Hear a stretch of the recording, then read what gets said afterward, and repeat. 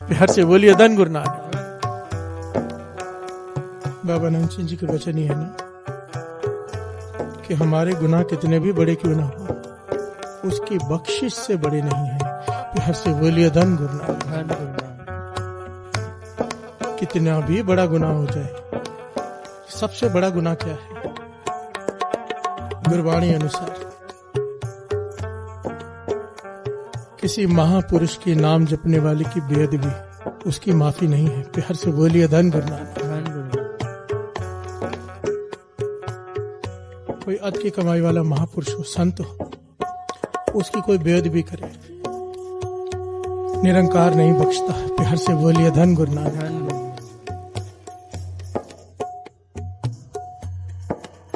एक घटना है बड़ी प्यारी, यह सिद्ध करती है कि इतना बड़ा गुनाह भी हो जाए पर अगर बख्शने पे आ जाए तो संत बख्श सकते हैं। प्यार से बोलिए धन गुरु नानक। बाबा नंद सिंह जी अमृत वेले समाधि से उठ के कीर्तन के बाद संगत से कहते हैं कि बुलावा आया है। प्यार से बोलिए धन गुरु नानक। फोन आया है। उस जमाने में फोन तो किसी किसी के पास होते थे, टेलीफोन, बस समझो कि मंत्रियों के पास, आम आदमी के पास फोन नहीं होता था। संगत हैरान हो गई, यहाँ पर फोन तो कोई है नहीं। बाबा नंद सिंह जी कह रहे हैं कि टेलीफोन आया है। कहने लगे बाबा महाराम सिंह जी, बाबा नंद सिंह जी के मुर्शद, उन्होंने याद किया है, बुलाया है अंतर्यामता से। प्यार से बोलिए धन गुरु नानक। महापुरुषों के साथ लिंक होते हैं। तैयारी हो गई। बाबा नंद सिंह जी गाड़ी में सवार हो गए। राजा की तरफ से गाड़ी मिली हुई थी सेवा में। कार में बाबा नंद सिंह जी जा रहे हैं, साथ में कुछ संगत भी है। बाबा नंद सिंह जी जिस रास्ते से जा रहे थे, ड्राइवर ने कहा कि नहर की तरफ से ले चलते हैं। नहर की तरफ एक छोटा रास्ता है, वो ठीक है, ये कच्चा रास्ता बहुत खराब है। तो बाबा नंद सिंह जी चुप रहे, कुछ नहीं कहा, और ड्राइवर ने गाड़ी नहर की तरफ से ले ली। आगे खड़ा था उस जमाने का, कह लीजिए आज के जमाने का जैसे ट्रैफिक हवलदार होते हैं, वहां का बड़ा ऑफिसर खड़ा था उस तरफ और बड़ा स्ट्रिक्ट था। प्यार से बोलिए धन गुरु नानक। उस रास्ते से गाड़ी ले जाना मना था, अलाउ नहीं था, तो ड्राइवर वहां से ले गया। ऑफिसर ने गाड़ी रुकवा दी। गाड़ी रुकवा दी तो संगत ने, जो बड़े लोग थे साथ में, उन्होंने ऑफिसर को साइड में ले जाके कहा, भाई महापुरुष बैठे हैं, मजबूरी में ये रास्ता लेना पड़े, वो रास्ता बहुत ज्यादा खराब है और महापुरुष जा रहे हैं बाबा महाराम सिंह जी के दर्शन करने। गाड़ी में बैठे धन धन बाबा नंद सिंह जी, इन्हें मत रोको। पर वो अपने ओहदे के अहंकार में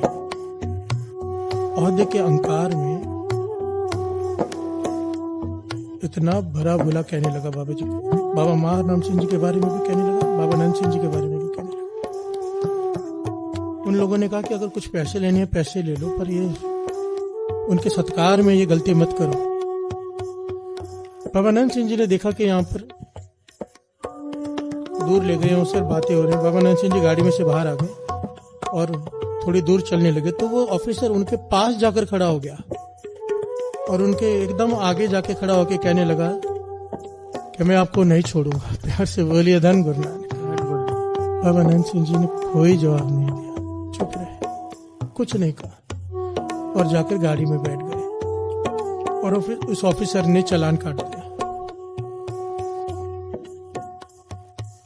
सारी संगत का मन बड़ा दुखा और चले गए बाबा महाराम सिंह जी के पास। बाबा महाराम सिंह जी पहले ही बाहर आकर खड़े थे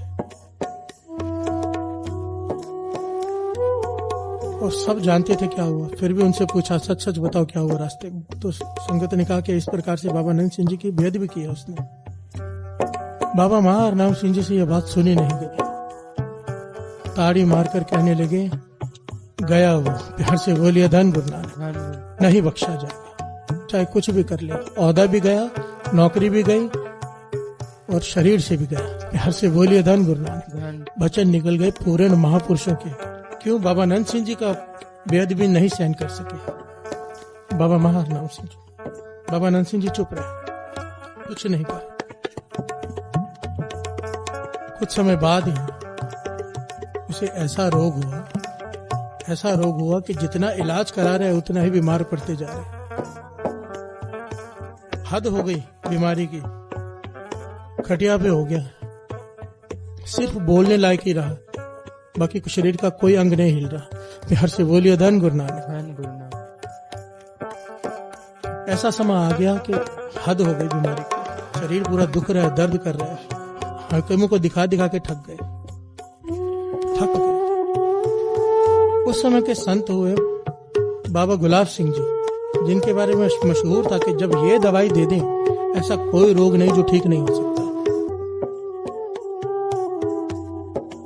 जब कोई हकीम की दवाई काम नहीं की तो संत गुलाब सिंह जी को बुलाया अपने पास। नौकरी भी गई, पैसे भी सारे खत्म हो गए, दवाइयों में सरकार ने नौकरी से निकाल दिया, सब कुछ बिक गया। संत गुलाब सिंह जी को बेनती कर करके बुलाया। संत गुलाब सिंह जी आए तरस करके, दवाई दी पर रोग ठीक ना हो। समय पाके संत गुलाब सिंह जी उसके पास आके पूछने लगे, सच सच बता, आज तक ऐसा नहीं हुआ कि मैंने दवाई दी हो और रोगी ठीक ना हुआ? सच सच बता, तेरे जीवन में कोई ऐसी घटना घटी है, कोई अजीब घटना, कोई ऐसी घटना जिसमें तूने कोई घोर पाप किया हो? प्यार से बोलिए धन गुरु नानक। सारे बोलिए धन गुरु। वो कहने लगा, जब आदमी जब खटिया पे होता है ना बीमार पड़कर, उसको सुध बुध आ जाती है, समझ आ जाती है, अपने सारे पाप दिखाई देते हैं उस वक्त। उसने सारी घटना बताई। कहने लगा, मुझे लगता है बस उस घटना के बाद ही मैं बीमार पड़ा हूँ, वही मुझसे बहुत बड़ा अपराध हुआ है। मैंने संत महापुरुषों की घोर अपमान किया था, बहुत भला बुरा मुंह पर खड़ी होकर कहा था उनके।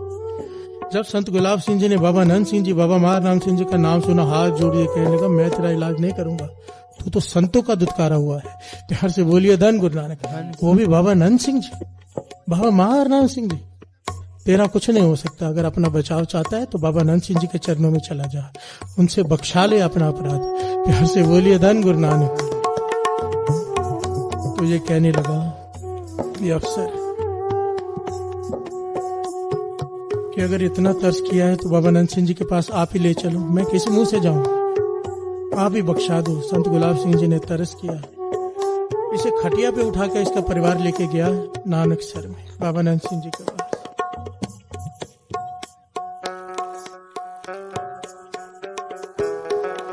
दीवान लगा हुआ है, बाबा नंद सिंह जी कीर्तन में जुड़े हुए हैं। संत गुलाब सिंह जी जाके दीवान में बैठ गए, इसकी भी खटिया वहां रख दी।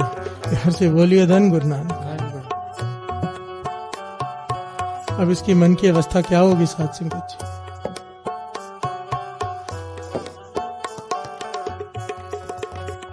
हो पापी तुम बख्शणहार, बख्शणहार, हो पापी तुम बख्शणहार, पापी तुम बख्शणहार, बख्शणहार, हो पापी तुम बख्शणहार, हो पापी तुम बख्शणहार, बख्शणहार, हो पापी तुम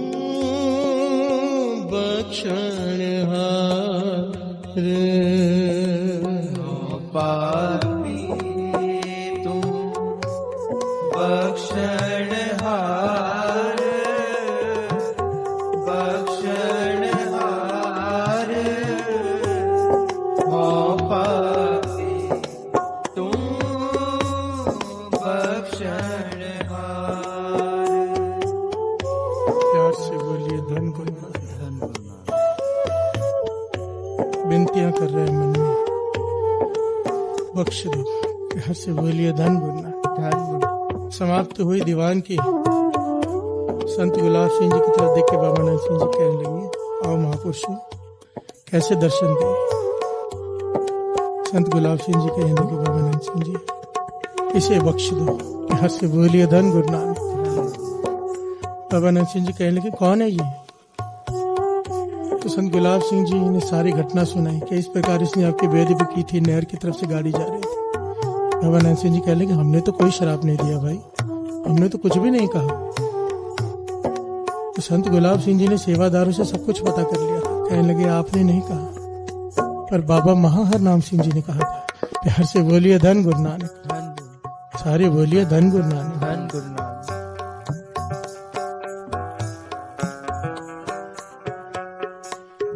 बाबा नानक सिंह जी कहने लगे, अगर बाबा महाहर नाम सिंह जी ने कहा तो इसे वहां ले जाओ, उनके पास, वही बख्श सकते हैं।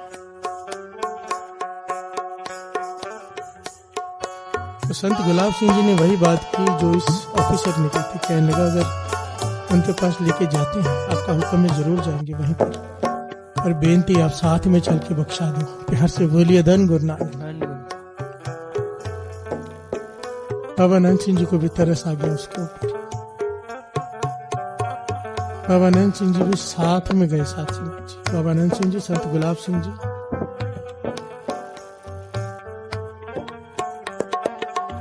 इतिहास में लिखा है, बाबा नानक सिंह जी, संत गुलाब सिंह जी बाबा महार नाम सिंह जी के पास।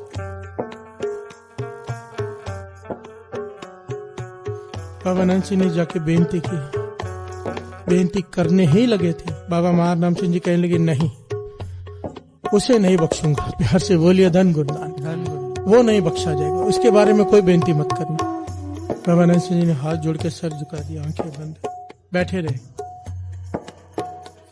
फिर बाबा महाराज सिंह जी कहने लगे, बोलो महापुरुषों, क्या बोलते हो? देखिए जी, क्या बोलते हो? तो बाबा नानक सिंह जी कहने लगे, पातशाह बख्श दो उसे। प्यार से बोलिए धन गुरु नानक। धन गुरु।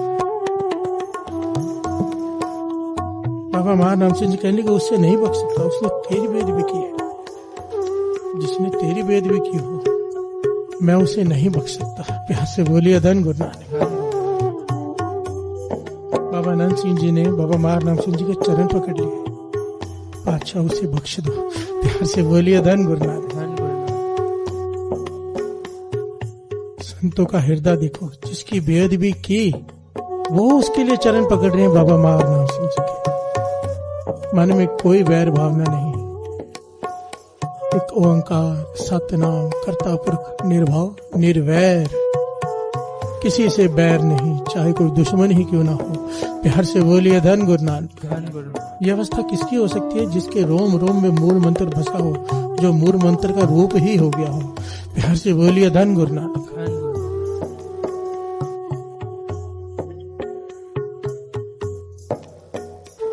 बाबा महार नाम सिंह जी ने उस वक्त कहा कि रिखी जी, आप कह रहे हो इसलिए उसे बख्श रहे हैं, पर इस जन्म में नहीं। ये जन्म तो उसका गया, ठीक है, इसने बहुत दुख भोगना था इस शरीर में, अब ये शरीर छोड़ देगा, इसकी मुक्ति कर देते हैं। ये भी कर देते हैं कि धर्मराज इसका लेखा नहीं पूछेगा। प्यार से बोलिए धन गुरु नानक। इसकी 84 भी काट देते हैं, फिर से एक जन्म मिल जाएगा इसे नाम जपने के लिए मनुष्य जन्म, पर इस जन्म में इसे हम नहीं बख्शेंगे। प्यार से बोलिए धन गुरु नानक। ये कौन कह सकता है साथ संगत जी कि धर्मराज भी लिखा नहीं पूछेगा? ये किसकी हिम्मत है कहने की? कौन कह सकता है? जिसकी चलती हो। प्यार से बोलिए धन गुरु नानक। बाबा महार नाम सिंह जी, बाबा नंद सिंह जी, बाबा ईश्वर सिंह जी, संत अतर सिंह जी मस्तौने वाले, संत बाबा थारा सिंह जी, ऐसे कमाई वाले महापुरुष हैं साथ संगत जी, जिनकी दरगाह पे चलती है। प्यार से बोलिए धन गुरु नानक। गुरु नानक पाशा के वचन याद आए थे जब भाई मर्दाना जी को अपने साथ रखा था।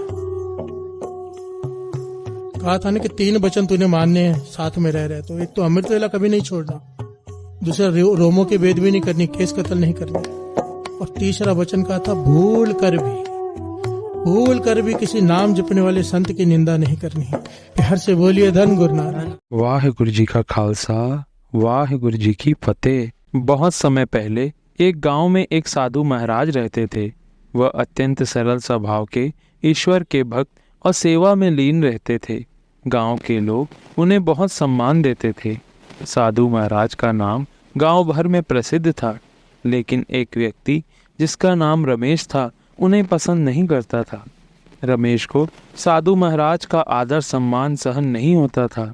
ईर्ष्या के कारण वह साधु की निंदा करता, उन्हें अपशब्द कहता और लोगों से उनके बारे में झूठी बातें फैलाता।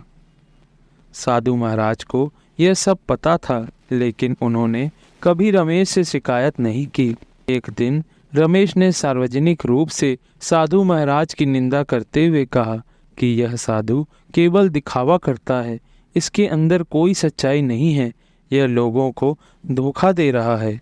गांव के कुछ लोग रमेश की बातों में आ गए, लेकिन साधु महाराज फिर भी शांत रहे।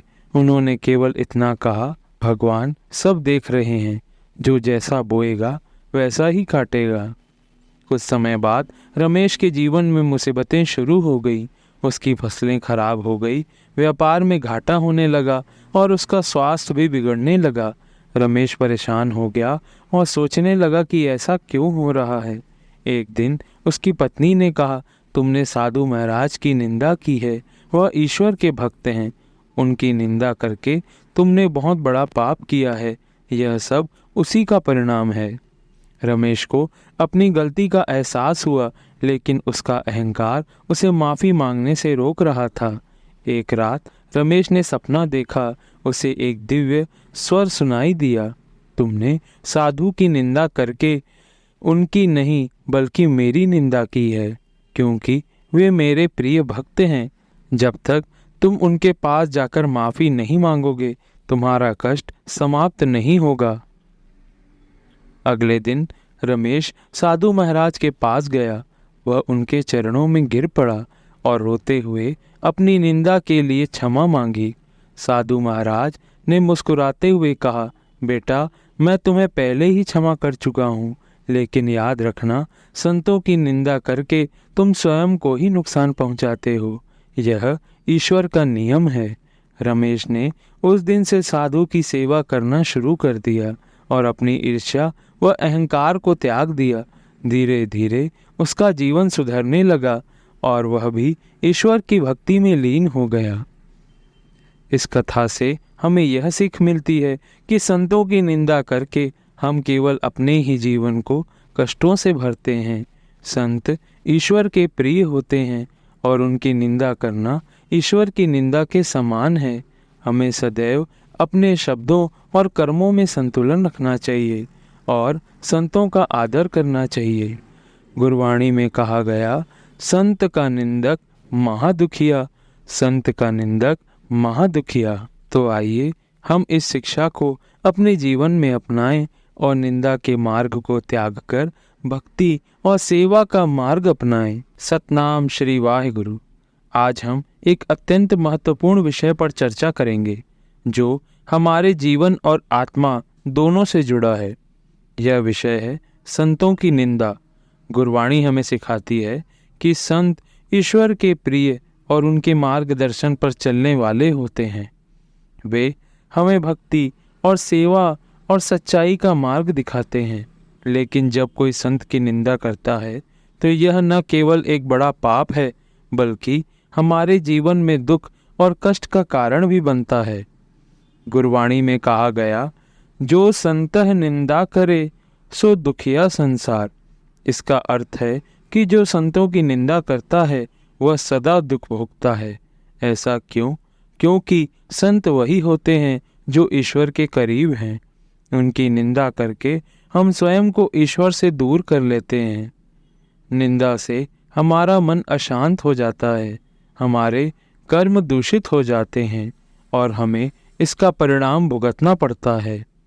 गुरु नानक देव जी ने हमें स्पष्ट रूप से चेताया है कि संतों की निंदा करने वाला व्यक्ति अपने जीवन को बर्बाद कर लेता है। संतन की निंदा भली नाही, जे को करे पछताए। इसका अर्थ है संतों की निंदा करने से कोई लाभ नहीं होता। निंदा करने वाला अंत में पछताता ही है। इसके विपरीत जो व्यक्ति संतों की संगत करता है वह आध्यात्मिक उन्नति करता है। गुरवाणी में कहा गया, संत संग हर गुण राम गाया। संतों की संगति से हमें ईश्वर के गुण गाने का अवसर मिलता है और हमारी आत्मा को शांति मिलती है। गुरुजी हमें यह भी सिखाते हैं कि न केवल संतों की निंदा से बचें बल्कि किसी भी व्यक्ति की निंदा न करें। काहू की निंदा न करहूँ, काहू की निंदा सुनहूँ। इसका मतलब है कि हमें निंदा करने से दूर रहना चाहिए, निंदा सुनने से भी बचना चाहिए। निंदा हमारे मन और आत्मा दोनों को कलुषित करता है और हमें सही मार्ग से भटकाता है। दोस्तों, हमें यह याद रखना चाहिए कि संतों का सम्मान करना, उनकी शिक्षाओं का पालन करना और उनके प्रति विनम्र रहकर हमारे जीवन को सुंदर बना सकता है। संतों की संगति में हमें सही दिशा मिलती है और हम ईश्वर के करीब हो जाते हैं। गुरवाणी कहती है, संत का निंदक महादुखिया। जो व्यक्ति संतों की निंदा करता है वह सदा दुख और कष्ट में रहता है। तो आइए हम सभी यह प्रण लें कि हम अपने जीवन में निंदा से दूर रहेंगे, संतों की महिमा को समझेंगे और उनके बताए मार्ग पर चलेंगे। उनके आशीर्वाद और संगत से हमारा जीवन सुखमय और शांतिपूर्ण बनेगा। आज हम गुरु ग्रंथ साहिब जी की शिक्षाओं के आधार पर एक बेहद ज़रूरी विषय पर बात करेंगे, संतों की निंदा और इसके परिणाम। संत ईश्वर के सच्चे सेवक और उनके दूत होते हैं। उनकी निंदा करना केवल उनका ही नहीं बल्कि ईश्वर का अपमान करना है। गुरुजी कहते हैं कि संतों की निंदा से बड़ा कोई पाप नहीं। गुरु ग्रंथ साहिब जी में स्पष्ट रूप से कहा गया है, हर जन की निंदा करे हर निंदा, अर्थात जो भक्तों की निंदा करता है वह भगवान की निंदा करता है। संत न केवल हमारे मार्गदर्शक होते हैं बल्कि हमारे जीवन में प्रकाश की तरह होते हैं। उनकी निंदा करने से हमारा मन अज्ञान और अंधकार में डूब जाता है। ऐसा व्यक्ति ईश्वर की कृपा से दूर हो जाता है और उसके जीवन में अशांति और कष्ट का साम्राज्य बढ़ जाता है। गुरुजी हमें चेतावनी देते हैं कि जो भी संतों की निंदा करता है उसका जीवन धीरे धीरे पतन की ओर बढ़ता है। उसकी आत्मा दूषित हो जाती है और पुण्य कर्म नष्ट हो जाते हैं। ऐसे लोग भौतिक सुखों से भी वंचित हो जाते हैं और आध्यात्मिक उन्नति उनके लिए असंभव हो जाती है। गुरुजी कहते हैं, संत निंदक का दुख ना ही जात। संतों की निंदा करने वाले का दुख कभी समाप्त नहीं होता। एक कथा हमें सिखाती है कि संतों की निंदा कितनी घातक हो सकती है। एक बार एक व्यक्ति ने अज्ञानता में एक संत की निंदा की। उसने सोचा कि उसके शब्दों का कोई परिणाम नहीं होगा, लेकिन धीरे धीरे उसका जीवन समस्याओं से भरने लगा। उसका मन अशांत हो गया, परिवार में झगड़े बढ़ गए और उसके व्यापार में भारी हानि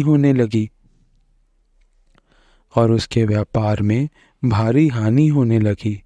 जब उसने किसी ज्ञानी से अपनी समस्या का समाधान पूछा तो उसे पता चला कि यह सब संत की निंदा का परिणाम था।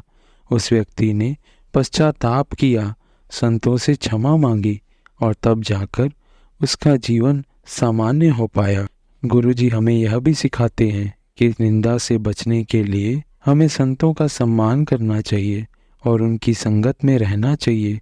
संत ईश्वर के प्रिय होते हैं और उनकी सेवा करने से हमें अपने पापों से मुक्ति मिलती है। गुरुजी कहते हैं, सगल की प्रेरणा होए, सभी के चरणों की धूल बनना चाहिए। संतों की निंदा न केवल हमारे आध्यात्मिक जीवन को नुकसान पहुंचाती है बल्कि हमारे सांसारिक जीवन में भी बड़ी समस्याओं का कारण बनती है। गुरुजी ने इसे सबसे बड़ा पाप कहा है और हमें इस पाप से बचने के लिए ईश्वर का स्मरण करने, सत्संग में शामिल होने और सेवा करने का मार्ग अपनाने का निर्देश दिया है। संत की निंदा कौन करे, जो जन तजे बिखे न मरे, अर्थात वह संतों की निंदा नहीं करता जो ईश्वर में लीन है और उसके सांसारिक विषय से प्रभावित नहीं होता। तो प्रिय संगत जी, हमें यह समझना होगा कि संतों की निंदा करना हमारी आत्मा को अंधकार में धकेल देता है। निंदा से बचने के लिए जरूरी है कि हम सच्चे दिल से ईश्वर का स्मरण करें और संतों के बताए मार्ग पर चलें। गुरु ग्रंथ साहिब जी के वचनों को अपने जीवन में अपनाएं और सभी से प्रेम और सेवा का भाव रखें। अगर आपको यह वीडियो उपयोगी लगी हो तो इसे ज़रूर शेयर करें। हमारा उद्देश्य है कि गुरु महाराज के वचनों को हर घर तक पहुंचाया जाए। वाहिगुरु जी का खालसा, वाहिगुरु जी की फतेह। सतनाम श्री वाहिगुरु। अगर आपको यह संदेश अच्छा लगा हो तो अपने प्रियजनों के साथ ज़रूर साझा करें और हमारे चैनल को सब्सक्राइब करें। ऐसे ही आध्यात्मिक और प्रेरणादायक वीडियो के लिए हमसे जुड़े रहें। धन्यवाद।